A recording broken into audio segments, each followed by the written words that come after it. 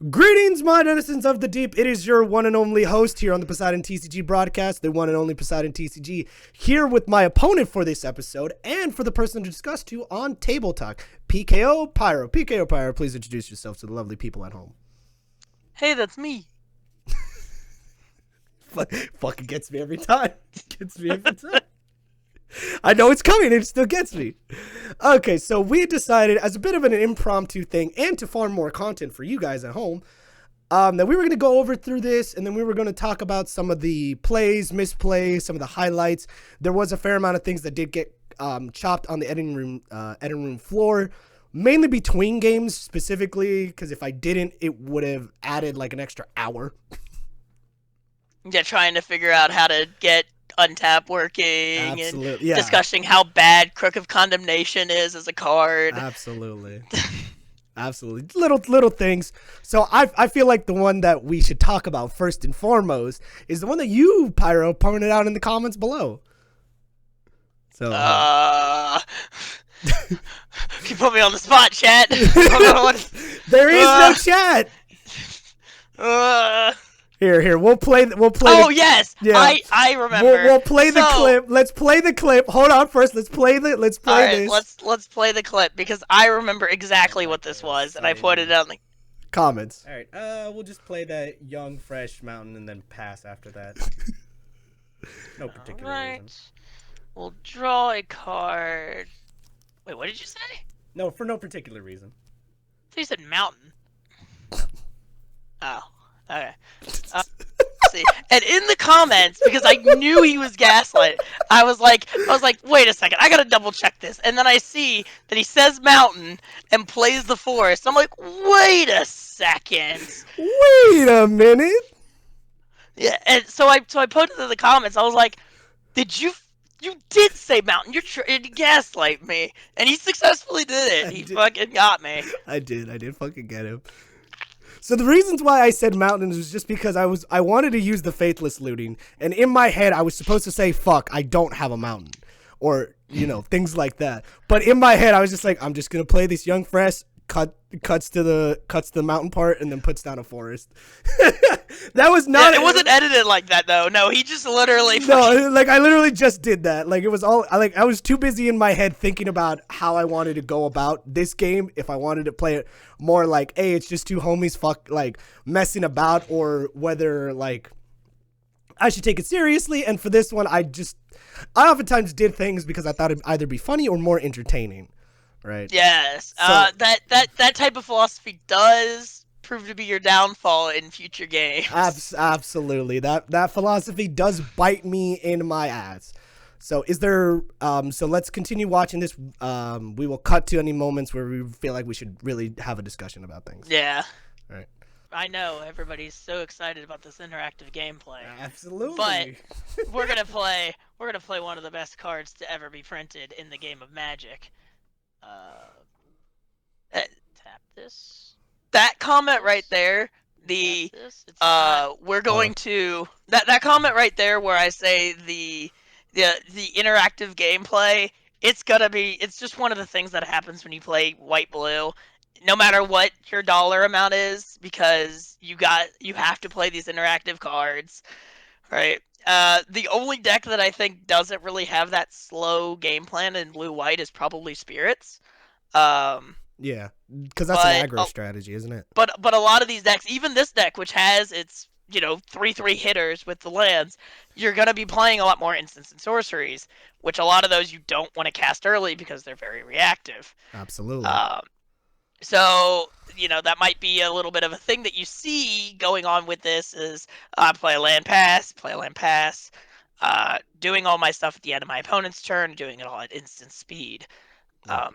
Just generally playing to the best of your advantages when it comes to certain things, because like blue-white, especially this build, is very reactive. I think one thing I guess the best way to summarize this, it's a control deck versus an aggro deck, except I'm not playing the aggro deck optimally. If anything, I'm playing it for the content, which does bite me in the ass. Like, I will admit to that. It also doesn't help that you don't have access to the good ramp. Absolutely not. Like that was something that I specifically put like a lot of my focus on, is making sure that I had clue stones, Yeah, um, keys runes. I think later on I get an Azorius locket. I this is get true. This is the true. um, Greatest card of all what's time. the fourth one? There's the fourth one. I can't think of Signet, key rune, clue stone, Cluestone. Yeah, and locket. yeah. Uh, those are things that you like in the future. If we ever, if I ever do one of these again, or if Poseidon ever does one of these again, really you gotta focus on, if you're gonna be playing big creatures, You even if you're not, you need the ramp, because absolutely. because budget ramp is gonna be what helps carry you through games. Oh no, that's true. It's I didn't put as many because I was trying to bank on a little bit more of Matadorks, which we did. I did not see this like this round, but later on when I did get those like Matadorks, it did help me out a lot. Hmm. Like I know everyone's oftentimes says, "Oh, these cards suck," blah blah blah, but it's like when you're playing with such an incredibly low budget, you just have to bite the bullet on those kinds of things, like just straight up. Yeah, you need to be playing the Manadorks. If you have to play a Steve, you have to play a Steve or Secure Tribe Elder. Like these cards that wouldn't see CEDH play because they're not fast mana. They're 3 mana for a thing. Like you can't play Arcane Signet 'cause that's a $2 card. You can't play um, Soul Ring because that's a $2 card. And so there are really good ramp pieces. Um, that the key rune, right, it gets removed this game because it's actually kind of threatening in a low power format where you can just make a tutu that flies. Yeah, A lot of those mana rocks really are important if you guys ever start creating your own budget decks in the future. absolutely. And I think one of the biggest, like one of the weirdest things to kind of build on top of that is the fact that oftentimes what happens is a lot of people when they build a deck, I think it is specifically because of the precon flooding people out that oftentimes they kind of overlook these cards when they're building their own decks. Like hell, I oftentimes see this where people don't play enough ramp or they don't play enough draw, like vice versa when it comes to that. And when you build with such a small budget, you have to like play a bit of a bouncy game. This was more draw focused than ramp focused, which is good for an aggro strategy because, you know, the moment I get out my commander, like I don't need to worry about my mana curve anymore. I just need to worry about drawing the big dinguses. But you could easily switch that and be like, well, I don't need to worry about my commander because I have all this ramp to ramp out these big dinguses. And another big thing about ramp that makes it so powerful is the more colors your commander has. Oh, Uh, absolutely. Mana We fixing is so important in a low power format because we can't play fetches, we can't play shocks. well, we can't play the good fetches, Well, yeah, we can right? play, the bad fetches, but Yeah, we can't play a lot of dual lands, right? yeah. Look at this dual land that Poseidon played, the The white green arcane, one. yeah, the archive treeland, I think, something like that. Yeah, you could like think about this. You play a tapped fetch land, right? So it enters Mhm. tapped, and then on your next turn, you search this, and then it enters tapped, and that fetch land does not get you a mana until 3 turns after it was played. Absolutely. And it's funny because I remember some people in my personal life who saw this list asked me why I was playing these cards. I'm like, well, it's because of the like green creatures, the 3 mana green fetch a forest. That fixes my mana. Like straight up. Because of the fact that I am playing 3 colors, it's like, yeah, you know, sometimes I'm gonna need a plane. Sometimes I'm gonna need a forest. And since I'm playing the bad go grab a forest like creature cards that I do play, although you won't see it in these first 2 games, it really does help. Like so there is that. This is becoming more of a podcast than an actual Yeah, reaction. than an actual reaction. We'll continue and we'll go over We'll different events continue. that happen. Absolutely. But, I think that is something that you should be thinking about, especially when you're playing this, because I do hope that this does inspire people at home to build these kinds of decks and to kind of think about your ratios and things like that. if you go to my deck list and you enable the tags, I literally label out everything like ramp, draw, all this stuff, and you can see my thought process and everything.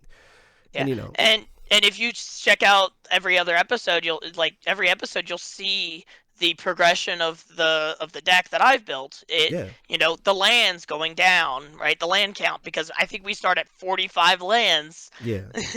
You started at 45, and then you like decreased it because you were able to get better and better, like the better and better ramp cards, the better and better draw cards. Yes. So when you're like, the more budget you have, the more you can splurge on these cards that say you don't need that many lands. However, that part of the problem is that what if you just don't get red like Poseidon? Like,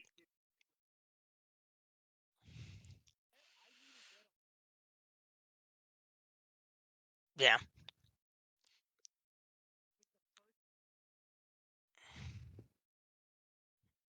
Turn 6.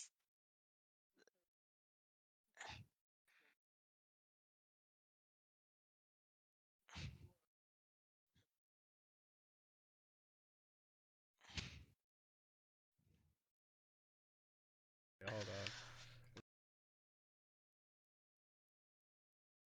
Yeah, because you use the orb. The with the gates that are 30 cents. Now, I realized that I realized that my mic did not pick up that part, but it's fine. Because it is also recording the desktop audio, so it's fine. Yeah. It's fine. So, some of the main things, like with cards like Orb or with Gates or anything like that, whenever you're building a budget deck, right? Just because you say it's a $10 deck, right? Yeah. For example, we didn't count basic lands. Basic lands are technically like 2 cents a pop. This is true. If you go buy them at your local store, right? Yeah. Wait, don't feel constrained, right? A lot of, because remember, this is for your benefit, right? You're not going to, like, maybe you go to a $10 table, right? Maybe you and your friends want to do a $10 deck, right? Right. But don't make this limit your fun. Absolutely. Right? MTG and Commander specifically is a format all about, having fun, doing cool, intricate things that work together, synergies. And being able to do that on a budget is great, right? But if you and your play group is like, man, I can't, like, $10 isn't enough for me, go to 15. Don't feel required to follow exactly what we're doing.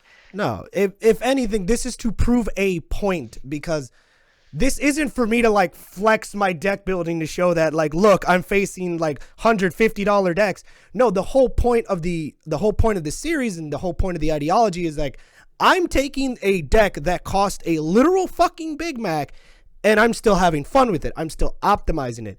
Although Pyro does give me shit for the navigation orb, it did come in handy because it did help me color fix when I needed to.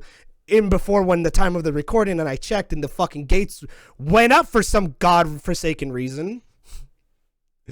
But if as I said, if your table's like, oh, hey, this gate's 35 cents. Do you want to just say it's 10 because that's what it should be worth? Yeah, like, sure. Like, you're not constrained by what TCG says it is, or Card Kingdom, whatever. It's or like Card Kingdom. It's like, I oftentimes will say this. When people ask me how I made these decks, I'm like, well, when I made them at the time, they were $10. And, at most, I think if we look at the list right now, I want to say it's closer to either $11 at the current junction. It's either closer to 11 or 10. I need to look this up really quickly. Yeah, I'm not sure about Noland. I can actually check real quick as well, because I have the... Like, yeah, so so I'm currently looking at him. Like, he's $10.55, like, the total cost, which is pretty funny. That's funny because it's like, damn, bro, inflation be crazy. But that shouldn't change anything, because there are a lot of cards that really shouldn't be worth what they're worth. Yeah, and remember, Moxfield can be wrong. Right? You can always, like, Yeah. What if you go on TCG Player and you find a $2, card that's a $10 card? Right. Great. Great. We'd love for you to make deals, right? Absolutely. If you get a great deal on if you get a great deal on a Force of Will and you get it for $5, Fucking run it, dude. more on you, right? Absolutely. Or if you want to pay a fucking grand for a Mind Stone, because there was a Mind Stone that was a grand that TCG player kept trying to sell me, but I wish I screenshotted it, so I just seem like a fucking liar now. But it's like, yeah, there's that. There are other different kinds of things. It's like alternate arts. Yeah, alternate all arts. of those. Like, yeah, alternate arts, whatever. Play whatever you want to play, but generally, I guess to keep within the spirit of like the $10 deck is just like, make sure the cards that you are picking, if you want to get like the lowest printing, it just, it totals up to that, or it totals close to that, Unfortunately, not everything is going to stay at $10. I wish it was. I wish it could. I wish Magic the Gathering wasn't this fucking uber expensive whale card game that it's weirdly becoming. Thank you, Hasbro. But that doesn't matter. That should not take away your fun. And like hell, even if you go through this video, even though I lose, I'm still having fun. There's a lot of times where we like banter, we joke. I think my favorite, probably one of my favorite moments is when I get out the fucking dirtiest of enchantments. Where is it? There it is. Hold on. And we'll pass the turn. I'll pull it up right now. Tap, upkeep, and I will draw. So there it is. There it is. So you played Sparring. this turn. Yeah, sparring regiment. Sparring regiment is a bulk rare. Okay, look at me. Look at me. It is a bulk rare that quite literally does a very cool thing, but it gets me there. Like, it straight up gets me there because it gives one creature pseudo vigilance and it gives +1/+1 counters, which matters for Magnus, the Great King of the Computers, for the deck. It is so funny because later on in the series, you're gonna hear Pyro like verbally get mad at the fact that I keep drawing this fucking card. Yeah, I mean, that's the thing, right? A lot of what people don't understand when it comes to these budget decks is that they're like, oh, I'll just play weaker versions of powerful cards, right? And Yeah. I did that. I played some counter spells. I played, Yeah. my Toland, my Tolrand. Like, Yeah. these cards are powerful, sure, but a lot of what people like, the cards that are very powerful are the cards that get you value after value after value, Yeah. right?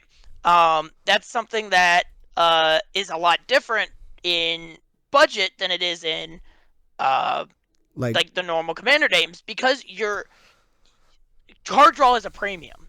Absolutely, right? Card draw is a premium, and and color fixing is also a premium.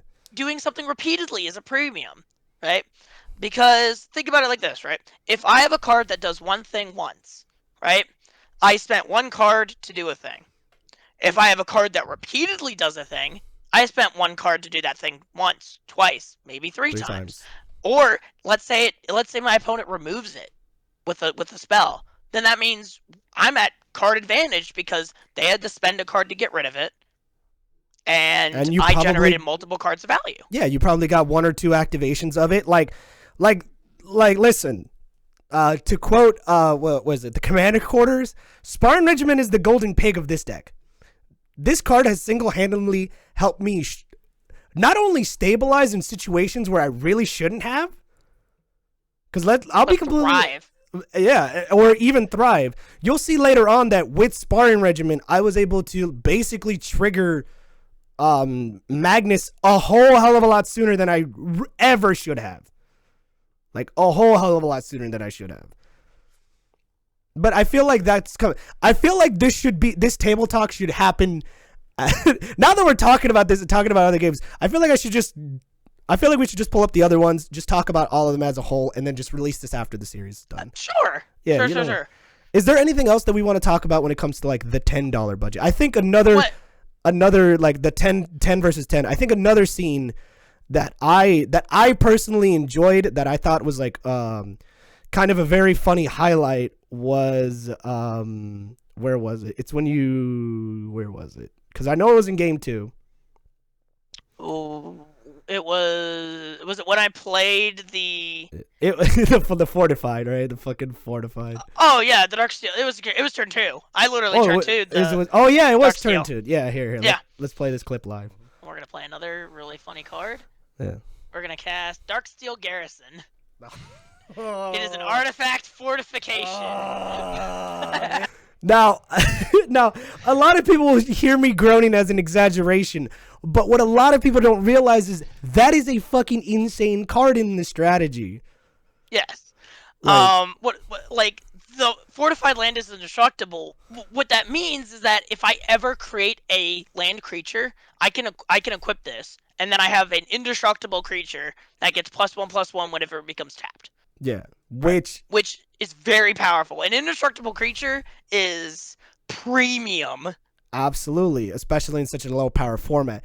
The best way I could describe this is Marit Lage waiting to happen. Like instead of like Thespian Stage Marit Lage combo, nope. This man's removing, paying 3 mana. Is it 3 mana? 3 mana to fortify, yes. Yeah, it's 3 mana to fortify, but no, it's 3 mana to remove an ice counter. Right? For Marit Lage. Yeah, this is basically I say this as a joke because Marit Lage is powerful, but no, this is kind of the same idea retrospectively and how the game goes on. It's like he does equip it. It does do things. It does get there. And the best part about a card like this, right? And you can see throughout the rest of this game, I don't actually use it that often. No. Right? But the threat that it presents is still something that just needs to be worried about, because I can always scroll through the video real quick. Yeah. Like you can see throughout the game, this stays on the board the entire game, and I can use this at any given point in time. I think it was the most threatening when you had Talran out, because I was like, oh shit, like especially because you had your land creature. I was like, oh shit, this plus Talran is a problem that I couldn't really get rid of in a like meaningful way. Like yeah, and that's something that's very scary, that I could always just produce this indestructible flying vigilance 4/4. Yeah, that could easily get bigger when you awaken it with your commander.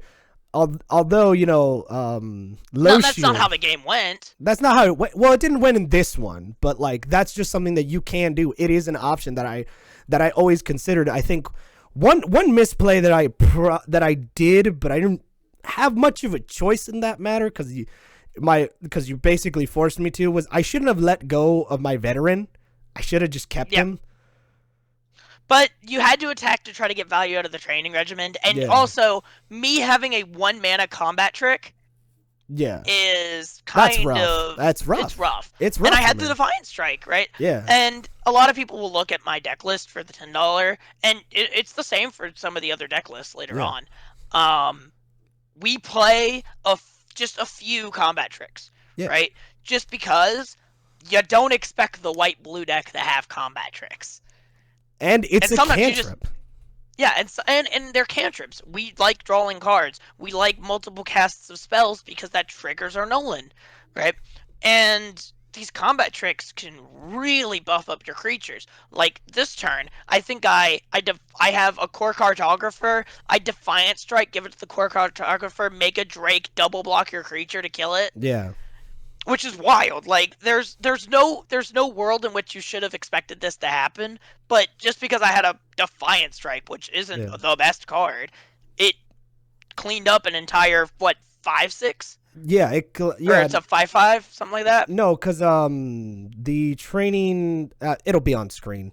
Yeah. The regimen because he was big. I think he was huge. I think he's a 5/5 or a 4/5. I think he's a 4/5. He's a 1/2, right? Yeah, because he's a 1/2 in base. Yeah, he's a 1/2 in base, and he had. And he had 3 counters. So he had 3 4/5. Yeah, he was a 4/5. He was basically a 4/5, getting bigger with vigilance. Like, and the reasons why people were like, well, then why did you swing if you knew something like a weird combat trick was gonna happen? I didn't know a weird combat trick was gonna happen, but I also realized that if I didn't start applying pressure and I let him have free resources, this was going to like fuck me over in the long run. And hell, it turned out for the best because, you know, you did dirtle for a little bit and that gave me enough, like, because you couldn't swing your Talran into my low shield. Yeah, there's no opportunity. There was no opportunity. And like, and people were like, well, why didn't you swing a low shield? I needed low shield because it was a draw engine. As you can see in my hand, I had 2 artifact creatures waiting to come down. I just needed a 3rd mana. And in future games, this Lost Shield card generates so much value. Oh, dude, listen, low shield, insane. Low shield. Like, I make the joke about Spartan Regiment being the golden pig. No, low shield is the secret second to commander because of the strategy that I did. And low shield's not even that expensive. It's a fucking, like, quarter card, like 50, like a quarter card at the very most. And I think me playing this, I think one thing that did come out from this is when I did play this, some of my friends were like, I didn't know this card existed. I didn't know that card existed. Yo, that card's kind of cool. I'm going to play it. And, you know, it's just like, you know, and it's just a simple thing. Like, shoulder to shoulder, people forgot that this card existed. Shoulder to shoulder. Yeah, no.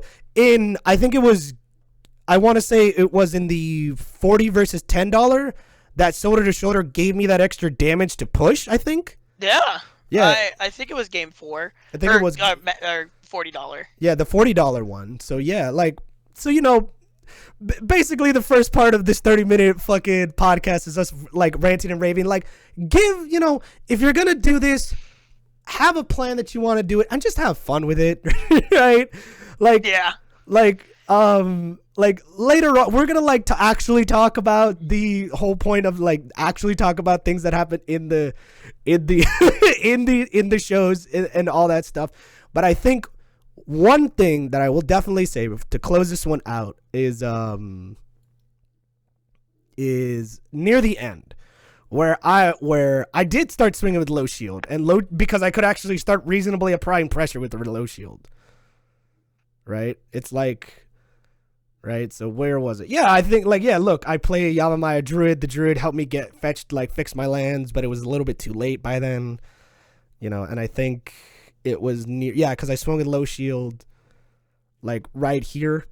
Like, I think this moment makes me chuckle because it's, there we go. Here. Because I was able to, the problem was that I was able to turn the fence at this point. Yeah. I had 2 awaken triggers. I put counters on my Celestial Colonnade. I put counters on my fairy. Yeah. So I think this is the best way to like cap out this little segment is just letting this play out. Yeah. I'm gonna cast Salfiran's Shapecraft.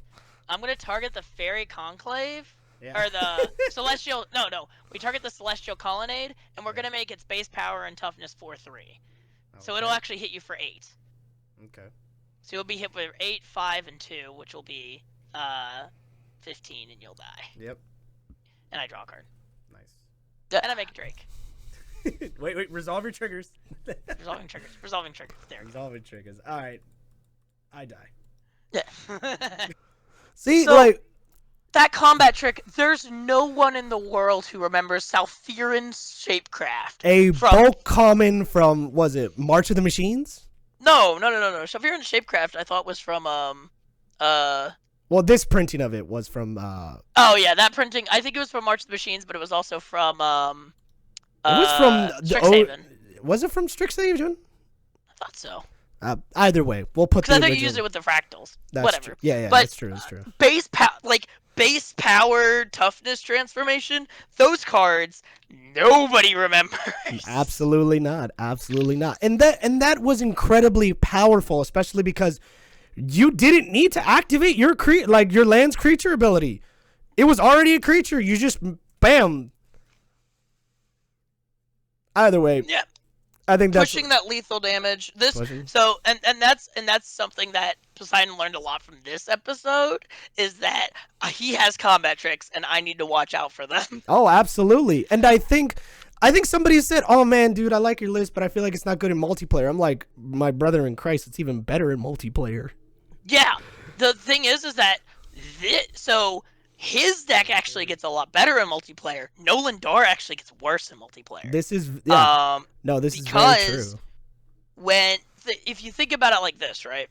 So his top end is better because he has, these 8-mana creatures that he can cheat out, and he cheats a lot of mana, Absolutely. right?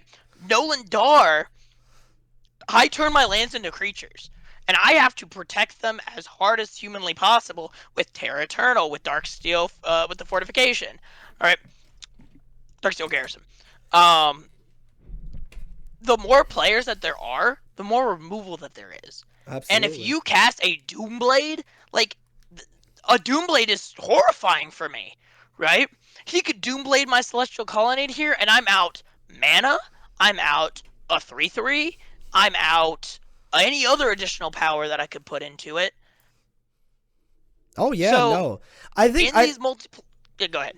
No, you're good. Please finish. So when it comes to this type of deck where lands really matter, but you basically risk it all, right? You're very gambly. This deck is way weaker in multiplayer. Also, counterspells are always weaker in multiplayer because you have 3 other threats that you have to watch out for. I mean, we will probably take these games into multiplayer, and there'll be a video. Well, oh wait, no, it'll be out by then. The surprise, the bonus episode will be out by then. Yeah. The surprise episode will be out by then. And we're gonna do multiplayer with these decks, and we'll see. And I'll play the $10 version. Yeah. No, I think it's funny because I did take this $10 build to a pod of like people who were playing 100. I think it was like 100, 150, and then like a pre-con. And the fact that I was able to, one thing people underestimate is politicking. The fact that I was able to politic my way into being like, oh no, I'm not a threat. Like, look at me. I'm just, look at me. I played a three mana rock that fetches me like, like, I can present myself as not a threat until I'm like, oh, I'm just swinging with an innocent 7/7 that doesn't do anything. I promise. Smile. And then just ramp out a 10/10 that just goes. And I wish Twitch didn't constantly delete my VODs. And but there was a moment where I literally swung with Magnus, dropped a 10/10, and I was like, this has trample, by the way. And they were like, oh. And they couldn't block my Magnus. They were like, ooh. So yeah, this deck, like, Magnus gets better with multiplayer because of the fact that there are multiple threats and you can literally dirtle, like, you can dirtle yourself into victory and politic your way out of it. People really underestimate the power of politicking in multiplayer games. Oh, absolutely. It's like because you see all these big shows, Commander Quarters, game nights. Trying to think of others off the top of my head. There's quite a bit. There's like a fair amount of them. So every one of these, they really underplay the politics, except when they do it the one time, right? Yeah, there's always these clips of the one thing, right? Yeah. I think the best like when it comes to we don't hate them, all right? Let's stay. We don't hate them. We love their content. I watch them all the time. I love their content. Jimmy Wong, the crew, Josh Lee I love Kwai. the professor. I love the professor. He's great. Him. Like, but I think, you know what? Shuffle up and play. You see a lot of politicking in Shuffle Up and Play, although it does fall flat because, it kind of embodies the spirit of like people playing a game. Of like, when you're playing with your homies, you're like, yeah, totally die anyways. But, I think one of the best examples using the Command Zone's YouTube channels is it Extra Turns? I believe so is what it's called. Yeah, it's Extra Turns where, they show all the politicking, they show all the mundane things, but you also can see like the power of politicking and whatnot and things like that. Yeah, and as we said, the politicking is so important that, right, if you play a game and people have like a bias for your deck, you'll probably just die no matter what. Yeah. I think that's oftentimes what people don't. I think oftentimes people let their salt get their better to them. Yep. I think one thing that I do enjoy in this series is that I'm laughing constantly. I'm constantly fucking laughing. I'm constantly like taking the piss. I was like, oh, you know, and I'm not just doing that for like the comedic effect. It does help, but you know, like this was a game between me and my friend, you know, like me and Pyro, we're friends. Although on stream, we like to antagonize the shit. Well, he likes to antagonize me. We're still friends at the end of the day. Trying to cover up your bases, like you don't antagonize me. Okay. I don't antagonize you. I've never once antagonized you. Like I've never gaslighted you. Never. All right. Remember, editor, just fucking play like 8 stream clips of Poseidon calling my name wrong and saying that I am a Neanderthal and that type of thing. Hey, I've never once called you a Neanderthal. I called you called stupid. me other names, whatever. I've called you stupid. There is a difference. But even when we're insulting each other, we're still both chuckling about it. Exactly. And I think that's one thing that a lot of people should also take away is that this is a game. Calm down. Yeah, we're here to have fun. And remember, you're gonna be playing on Moxfield. And you're gonna be playing on Untapped. You're gonna or if you make it on or if you make these and go to the fucking kitchen table, you're at a kitchen table, bro. Chill. It's all good. If you were taking this to a tournament, okay, fine. I understand your stress then. That's understandable. But like But remember rule 0. Rule 0 is we all want to have fun. Absolutely. Like talk to the people you're playing against. Say, "Hey, you know, I'm playing a kind of control-y deck, right? Yeah. I don't do anything cheesy. I don't pop lands or anything, you know. Can we have fun with that?" Sure. Make sure that you open up a dialogue with the people that you're playing against. Yeah. I think that's one thing that we oftentimes don't do, and I know Spell Table has a very bad habit of pushing that, is like, no, we do not negotiate with terrorists. Like, we just fucking run it. But, you know, that's kind of the beauty of Commander. It's like it's a social game where you have fun and you take it easy and you relax. Moving on. This fucking podcast is gonna be like 15 hours long, and I'm gonna hate editing this. We're on episode 1. Dude, no, I'm not making this a multi-part series. Don't do this to me. No, I'm saying we're on episode 1 of Budget versus Bounty. Yeah, we're already have like 40 minutes recorded. Perfect. Okay. Episode 2, let's go. Episode 2, going on into cut. So when it came to number 2, there is a moment that I do want to talk about in game 1. Well, we should probably cut to the episode. No. Cut this part out. Yeah, we'll cut this part out, but remember episode like 10, 20. You're not on episode 2, the video. Oh, no, yeah, I am. You're on. No, you're not on my stream. Oh, I forgot to swap the screen. Hold on. I'm like looking at I'm looking at your face getting your ass beat by the giant fucking. I forgot. Shape craft. Editor, take this out. cut it out.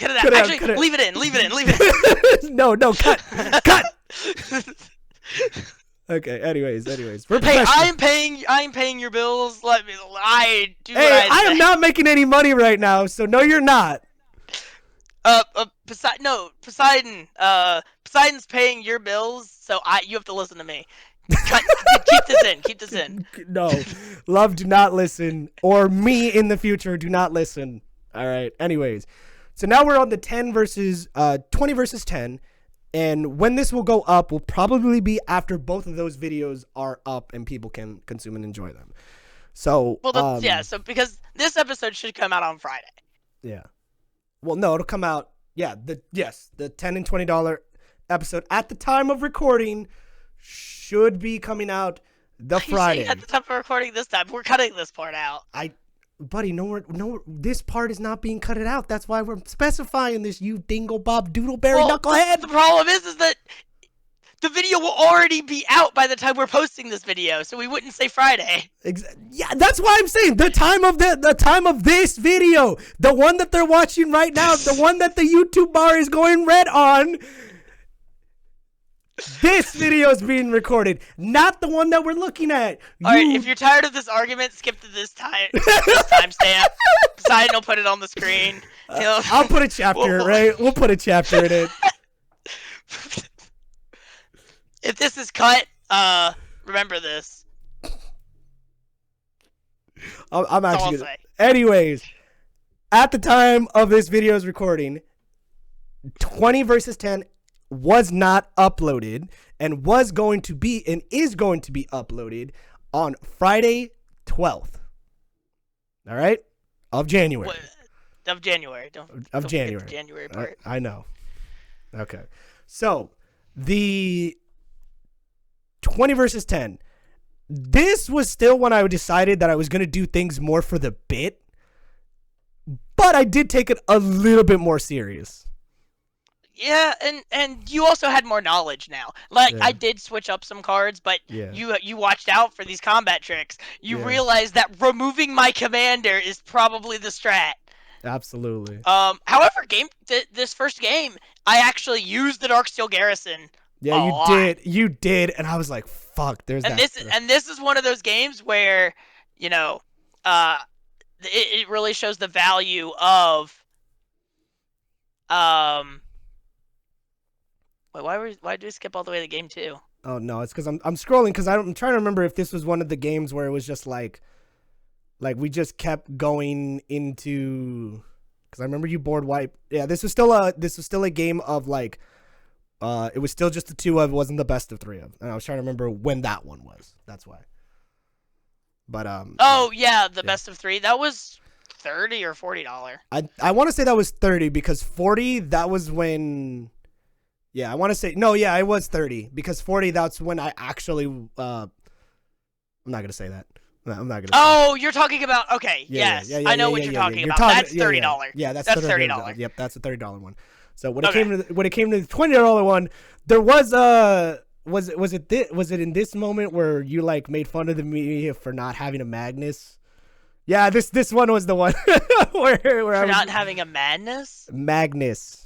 Oh yeah, because this is the one where I call out and I'm like, if you send your commander to the graveyard again and do not play it this game, Yeah. I am dunce cap over your head. All right. Like, you deserve it. You deserve it, yeah, because, like, yeah, no, this was the game. This was Yeah. the game where I just refused to do it, and, like, yeah.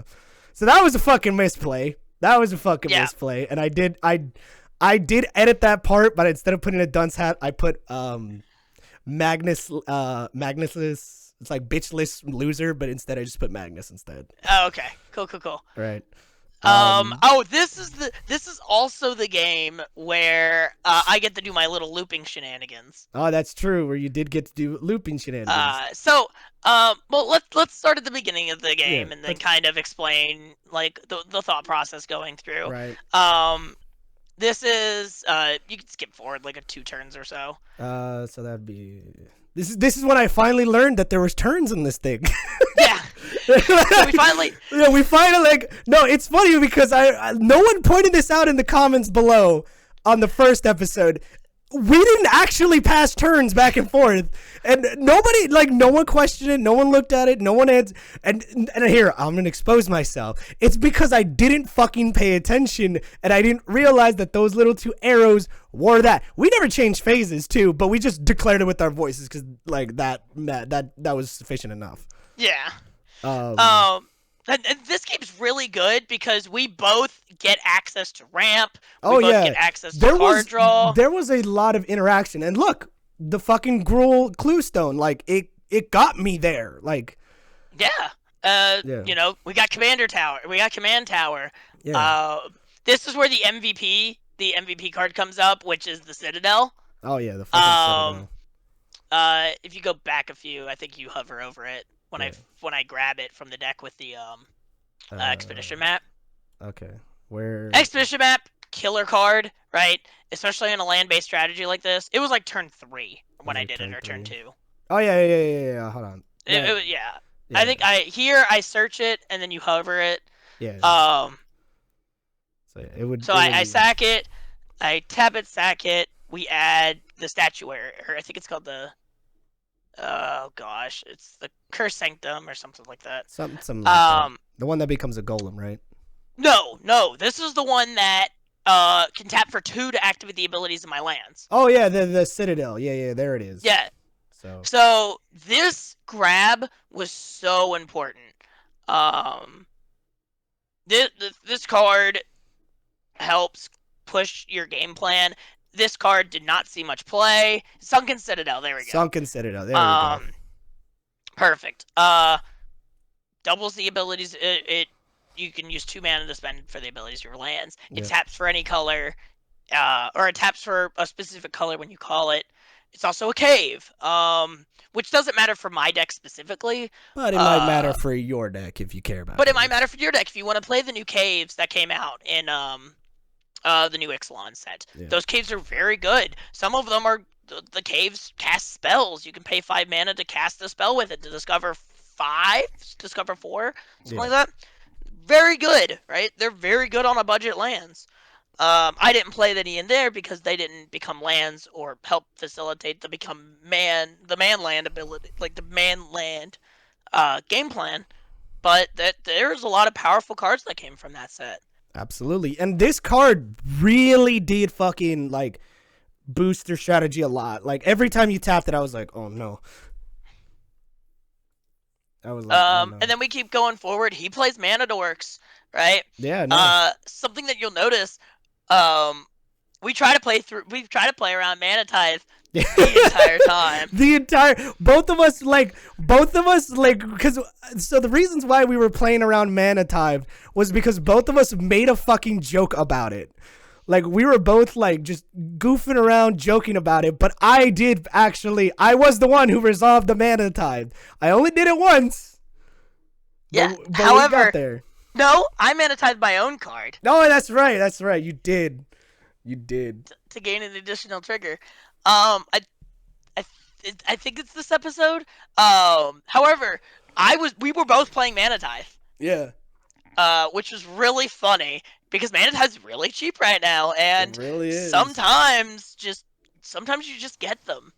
Honestly, a lot of commander play. See, here's the thing: Mana Tithe is what I like to call the one that like scars you, because what a lot of commander players will do they'll like tap out and then they'll be like slam and then you Mana Tithe them, or like spell pierce them, and they're just like. And they will never forget it. They will never let it happen again. Nope. I always I've done it to my play group once or twice, and they just refuse not to have 1 mana open at any given time. I do think you get me this game with it. No, it's because it was on your commander and you were playing it on the curve. So yeah. Well, and that's the thing, right? And if you notice, I did not play my commander on curve the rest of the time. Absolutely not. Like the moment I revealed that I actually had the Mana Tithe, you were like, "Oh fuck." Because removal is something that another great piece of advice for budget commander decks, and removal.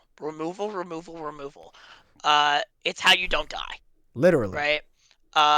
Cards that remove more than one thing, like if you spend a card to get rid of 2 things, 2 cards, great. Perfect.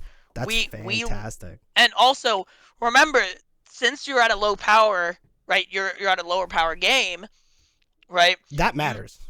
That matters. Like, if I play Nolan Dart or Magnus, like, if I Doomblade Magnus, that's 5 mana or 7 mana he's down. Absolutely. Right? I know a lot of people will say, but that's 1 card for 1 card. Yes, but you gotta think about the mana curve, because remember, we don't have infinite mana. We're not mana crypting, mana vaulting, Jeweled Lotus into commander, you're dead on turn 3. That's not happening. We're not playing that. We're not playing the fast hyper mana. We're playing playing it straight up. I can't afford it. It's not real. Every time I see it, I think it's a proxy. It's a custom card. Yeah. Oh, another card that was horrifying for me to play against is, I think you play it this turn. You either play it this turn or you play it next turn. That Spirit is insane. Oh yeah, hanging executioner. I played it, and the only reason you lost this game specifically is because I didn't use it earlier. You did not. You just held it for too long. Absolutely.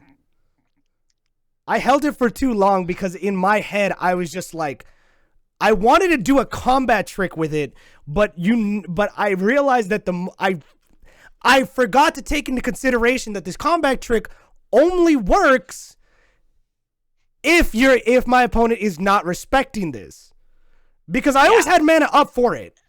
Yeah, I always had. You'll like, see this entire game. I respect and fear this fucking card. Right. Like that's why I don't play my command. I slow roll the commander. Right.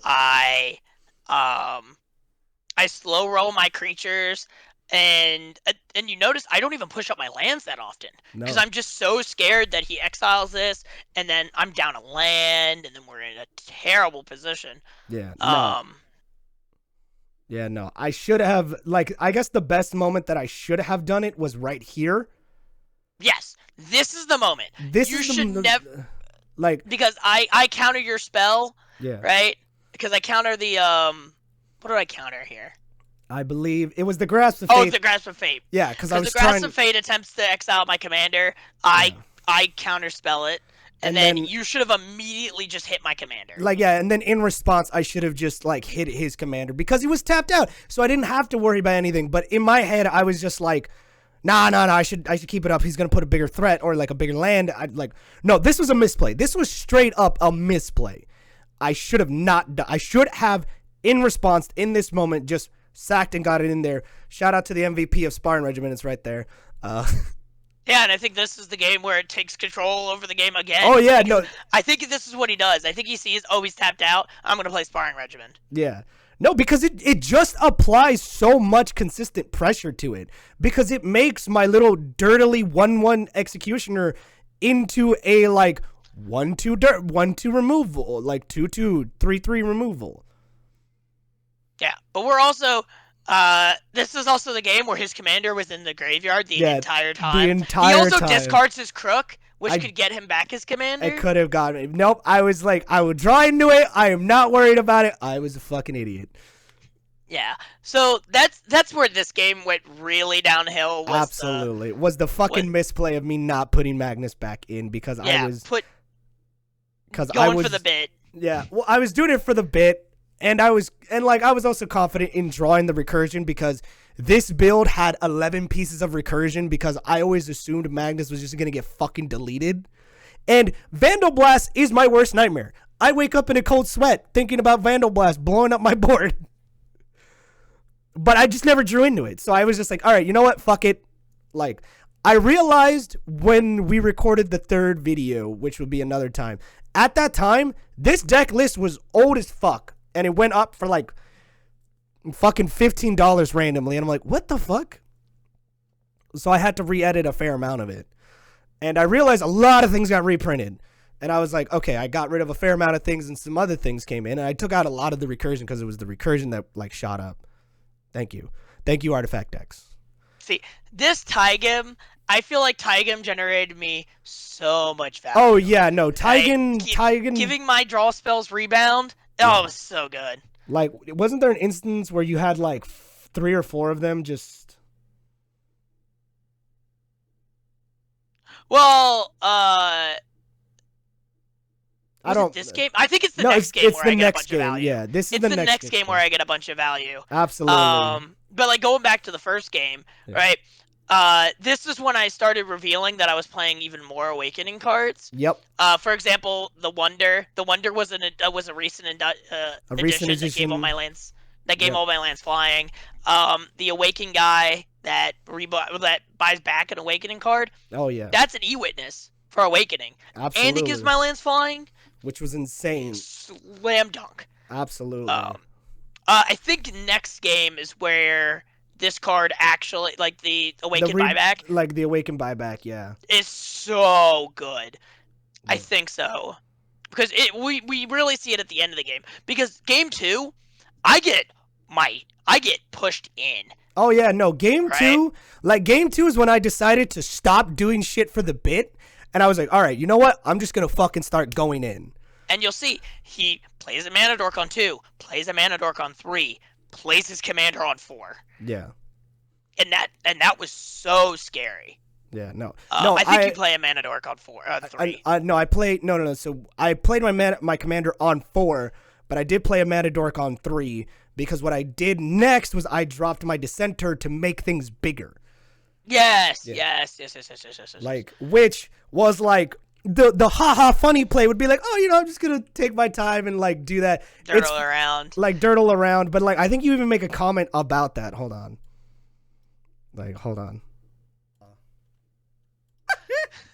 I'm gonna play this and then pass the turn. Yeah. So I played land on that. Upkeep will draw a I didn't get into We there, will so I didn't play a dirtle. god- Both of those fucking. There it is. Okay, hold on. Yeah, here we Don't go. know is that I'm watching out for that fucking enchantment again. Fire He's bad Regiment. at 2 games and is carried both of those fucking. How do you have both of your Dude, I Manadorks again? And you're making fun of me for having a colonnade. God damn. What do you mean? Judge. I'm not making fun of Judge. anything, bro. Fuck you mean? I Yeah, can't- the double I can't the believe double I'm fucking getting Manadork was so scary. Yeah, Like, you no. can, like I'm like what? Now it is true. I did see colonnade a lot. You did. That thing was glued to your hand. But as you can see, turn 3, I have 5 mana. But I did decide, because this was the optimal play, is to drop my Dissenter. All right, tap If, 2. if this is the enchantment, you're banned. Yeah. I wish I- it was a champ. That No, that it was that the enchantment has whatever an artifact fucking enters the battlefield. in Oh, my plus it. brain. It is nightmare fuel. Dude, you wake up in a cold sweat every time. It's just like, I cast Sparring Regiment. It just wakes up in a Yeah. cold sweat. But imagine this, right? Imagine if he had to learn on that. Oh How my powerful God. that would be Oh in my- this. Oh my God! Listen, right now I'm writing a script about the top 5 things that Commander needs to do, and learn and wishes are in that. So slight spoiler, right? Oh yeah, slight spoiler, just fucking good. I want way more cards on the ban list. I want a sweeping swath, demonic consultation gone.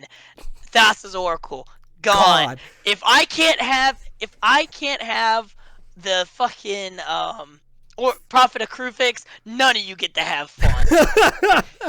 You're not allowed to have that. You are not allowed to have that. But so like, yeah, you made it's like this is the part where you made a comment about like, oh, After All that, I am gonna pass that turn. Alright, we're gonna untap, we're gonna upkeep. because I remember you made a comment about Card. me taking this Play seriously in this magical game. lands, and then we're gonna play a magical Abzan Falconeer and pass the turn. He has Outlast 1 white. I can pay 1, tap him, put a 1/1 counter on a creature as a sorcery, and each creature I control with a 1/1 counter on it has flying. Has the good old flying. Evasion. Everybody loves flying Evasion. in Magic the Gathering land. Absolutely. Gonna play an Explorer. Alright, alright. Okay.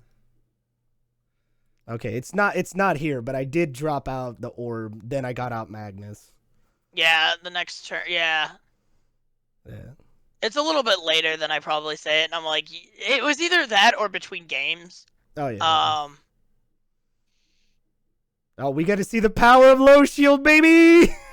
oh yeah, Low Shield fucking wrecks me here. I kept fucking up his name just to see if I can get a reaction out of Pyro. Never did. Dude, that's one thing that'll tilt me off the face of the planet is Poseidon's reading comprehension, because it's just not there. No, It bro, don't it's- exist. No, it's real, bro. Trust. Nah, it's not. It's real, bro. Brother, well, if you guys go to twitch.tv/PoseidonTCG broadcast, you can see that his reading comprehension is shit. No, my reading comprehension is fucking immaculate. Yeah, Absolutely. But like, yeah, that was, But that, yeah. like that was one thing that I did do. Like, Low Shield carried this, like the match between the 10 and the 20. The fact that it was just like recurable draws, and like especially this moment, like this is the moment that shows the power of Low Shield. yeah. I mean, now I was set up at this point because this Sigarda summons. I had a 7/7 flying indestructible land. Yeah. But the fact that I also had something that just said, I don't need to worry about this. Yeah, I cannot kill anything by blocking. Yeah.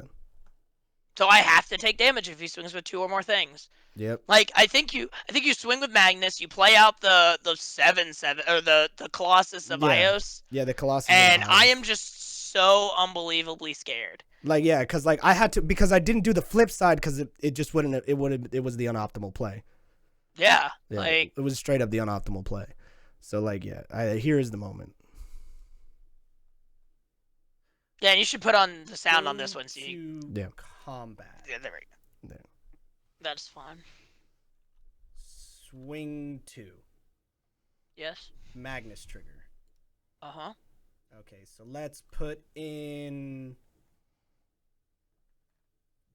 Let's put this 9/9 trampler attacking. Ooh. Let's now switch his face. And At the then end of combat. No, I thought it was. Is that at the end? At the end of combat. At the end. Okay, yeah. And then trigger off of clockwork because a creature non-art. Yep, you do. Yeah, he calls it clockwork here. I do I will clockwork. I'll block the Skitari with Nolan, and I'll block Ultra Magnus with my Colonnade. Okay. And I take Go to- fucking 9 You here. do. I'm you at do. 18. I go all the way down to 9. Just off of one attack. Yeah, that's true. Like, I get fucking And then mollywopped. End of combat. Absolutely. Flip now the he will boy. transform. Now Yeah. he'll tran- But the reasons why I didn't win this game was because you board wiped. Yeah, you board wiped. It's just like you just blew up Yeah, my board. I drew the Planetary Mastery, which destroys all my non-land, destroys all non-land things, permanents, Yeah, which hurt because I didn't want to get rid of my own things. But yeah. But like, no, like watching this all go to the fucking garbage it was great. was. But also, you so saw my worth it. untapper that I'm just like I basically have a guarantee vigil, which Yeah, is vigilance and that we just had to get it gone. like you just had to Um, bite the bullet on that one. And then I think, oh no, it isn't this game where I do the funky fresh. No, that was the 30 versus 10, which is what- You'll see that in the 30 versus 10 video. It's Yeah. gonna be there's some things that happen that are almost funny. disgusting. absolutely, absolutely disgusting. I remember this was when I was like in the tank. I was like, fuck. And we got pretty quiet actually. Yeah, Because we're like fucking worried about what the Oh, other yeah, one's gonna do. Absolutely. I think that this was the exact moment when you just hear nothing from me. Hold on. Let And then I don't think you hear anything from either of us. yeah. Hold And- on. Yeah, right. Hold on. Let's let the thing. Why is this going in slow motion? Slow motion. 1, 2. Yeah, hold on. Right. And then I will. Yeah, and I'll lose everything. Yeah, we're just gonna let this play out for a little bit. Board wipes are so good. Board wipes are so good, even in higher powered formats. Like it's just so good. Like,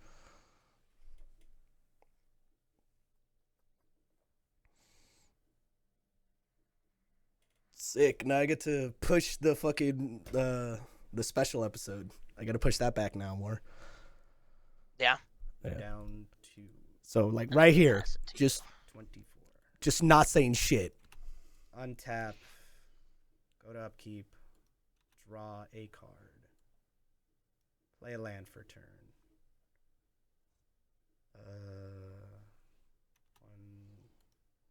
One, two, three, four. Like you can clearly hear the fucking gears in my head turning. Like Yep.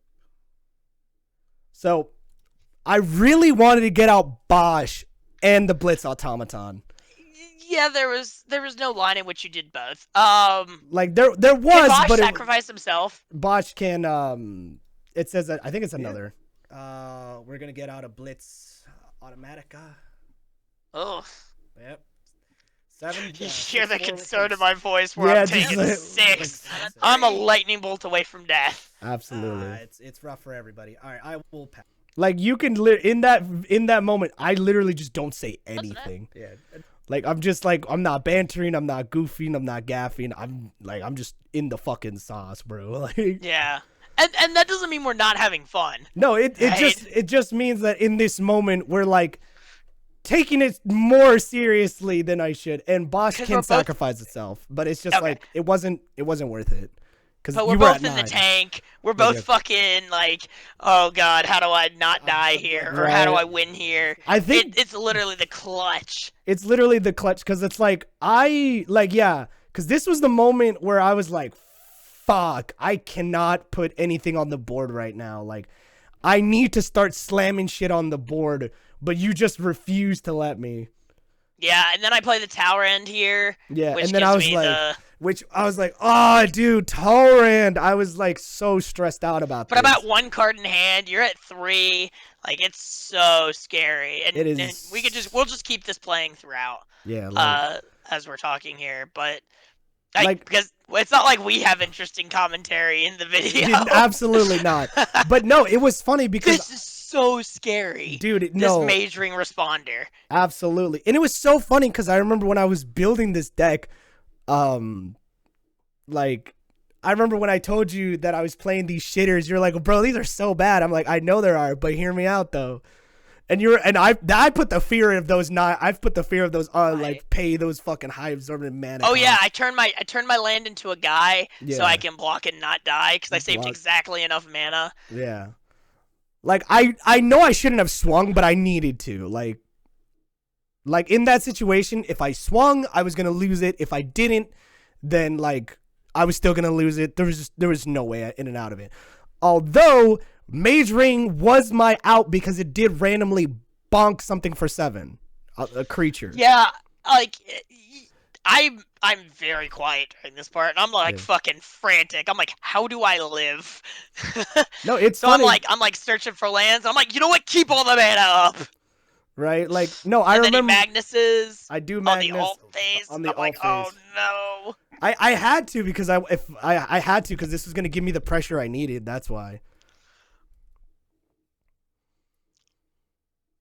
Like, cause this was gonna give me the pressure I needed because I needed this Mage Ring. This to is survive. the misplay. Right here is where he fucks up, right? And we'll play it so we can hear the volume, right? Yeah. So this was the miss. This is where he loses. Yeah, like this is where the misplay is. I don't think it was too much of a misplay, but I can definitely see how. With both, trigger off the Mage Ring responder. Target. Do I want to guarantee... Actually, it doesn't really matter. Well, because if I target the Celestial Colonnade, that'll go up to 10. So, fuck it, target Torrand. And then it dies. Target Torrand. In response, we're going to play the most hype card. Fuck it. Oh Day. My god. Ah, Holy Day. Oh, yeah, the Holy Day. Trigger Torrand. Absolutely. Make a Drake. Yeah, see, because, like, there wasn't... Oh, no, this isn't the misplay. I thought you targeted the Colonnade and then I buffed it up and was able to double block. No, that's... No. I even said it in the video. It's like, there's no point in targeting the Colonnade. So I targeted your Torrand in hopes that you didn't. There's also another fucking card. I think it was in game 3 because I made that Biden joke. Yeah, and this is where I just start generating so much value. Yeah, oh my god. Yeah, I bet 3... Oh, is this the game? It's this is the game where you put the fear of the fucking fog. So we keep going, right? And he's continually pushing the pressure on me. And I'm at 3 this whole time, and I'm like, no, fuck. I make it back because I drew the fucking my veteran. The veteran helped push me so much. Yeah, and this game, if I didn't have Shore up here, right, it gave my guy hexproof, so he tried to hit it with the Mage Ring. I tried to hit it with the Mage Ring. Untap it. I give it hexproof so I don't get hit, and then I just triple block, and then I block everything so I don't die.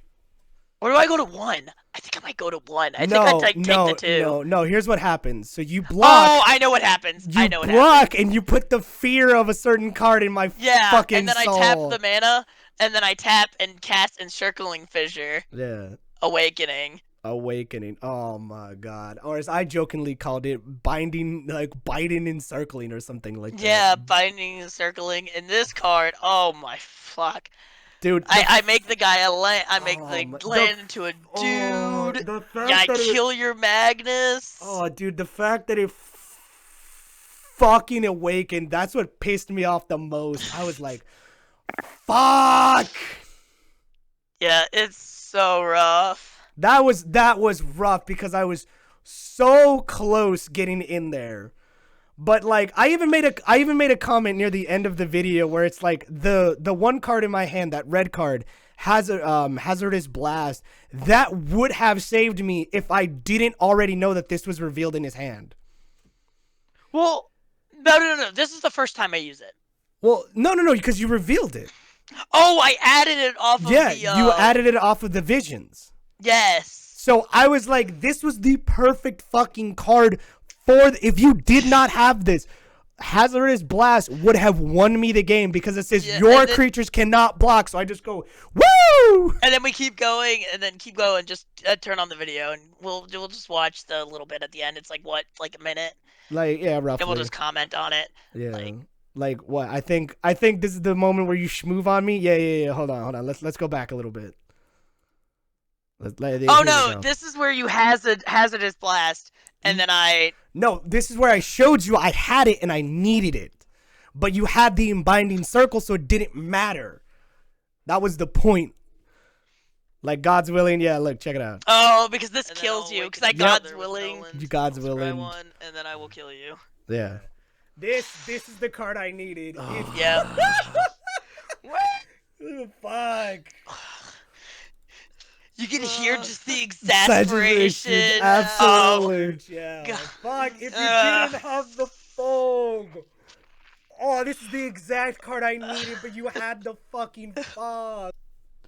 Like I like rant a little bit about that, like, cause it's true. If you did not have that, I would have been like, oh, baby, sweet victory, huh? Yeah, we kill his commander in Circling Fissure. So good. A lot of people don't realize it, but remember, it's basically a one-sided fog. Yeah. Like, it's really strong. And that's the thing about cards for a budget deck, or even just your normal ass commander deck, right? There are these really high synergy piece cards that you would never touch in another deck. And Circling Fissure in this deck, it's pretty good. Circling Fissure in CEDH, that card has never seen play in a slightly competitive Magic deck. Because well, I think it works better in like mid to low power games where like swinging in with a bunch of creatures matters because in high powered everything's combo. Yeah. Like, and sometimes you're just taking 18 because you couldn't interact with their board, so you just have this big ass board that just turns sideways, and you're like, oh no. Oh, you're like, oof. Dude, dude, that still makes me mad, dude. I was like, oh, I almost had it. It was right there. It was in my grasp.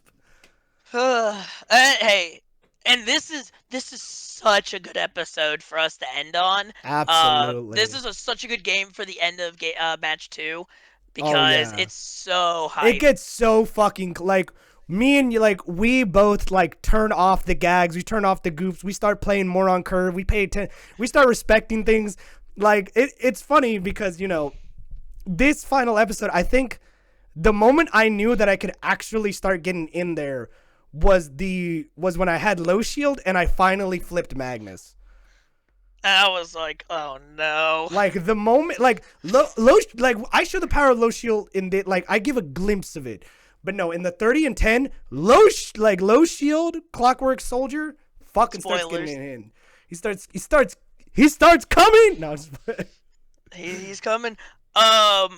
I think the $30 is probably gonna be one of the better episodes. Absolutely. I'm really excited for that one to come out, and I'm really excited to review that one. Absolutely. So if you want to watch us review it, if you want to see when that comes out, be sure to hit that like button because it gives me motivation to make more videos for you guys who watch my videos. Subscribe because that'll let you know when I do it, and ring that notification bell to be absolutely sure you get those notifications.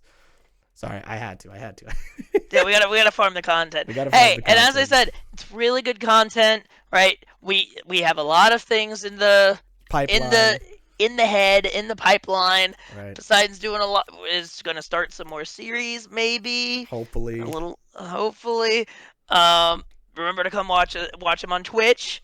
www.twitch.tv/PoseidonTCG. I stream Mondays, Tuesdays, and Saturday nights, baby. And we'd love to see you. And I'll be there just hanging out, making fun of him. Absolutely. Calm down, antagonize me. But in any case, guys, I have been your host. I was about to... We're going to do it together. No. Let me finish the bit. Let me finish the bit. Anyways, guys, I have been your antagonistic co-host, Pyro OTK. And I am your the streamer man, Poseidon TCG, and make sure that you guys take it it easy. easy.